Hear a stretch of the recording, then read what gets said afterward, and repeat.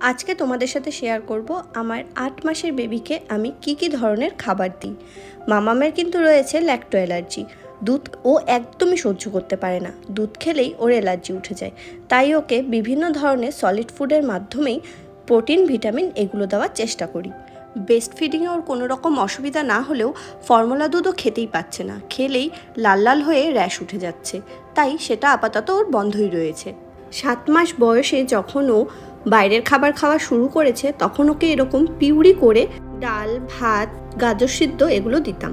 এখন ওর 8 মাস বয়স চলছে, তাই এখন ম্যাশ করে খাবার দেওয়া হয়। এটা হলো আপেল সেদ্ধ আর কলা। আর লাঞ্চে রয়েছে মুগ ডাল, সামান্য পরিমাণ ভাত আর গাজর সেদ্ধ। লবণ, চিনি কোনোটাই এখনও ইনট্যাক্ট করা হয়নি। আর ডিনারে রোজ নেস্টাম খেতেই পছন্দ করে। বিভিন্ন দিন বিভিন্ন ধরনের খাবার দেওয়ারই চেষ্টা করি। সকালে ঘুম থেকে উঠেই ও ব্রেস্ট ফিড করে নেয়, আর 11:30-12টার মধ্যেই ওকে সলিড ফুড দেওয়ার চেষ্টা করি। এখন খাচ্ছে ও সাগু কলা। আর লাঞ্চে রয়েছে ভাত, মিষ্টি কুমড়া সেদ্ধ আর সাদা আলু সেদ্ধ। রিসেন্ট বাড়িতেই আমি নেস্টাম বানিয়েছি, নেক্সট ভিডিওতে সেটাও তোমাদের সাথে শেয়ার করব।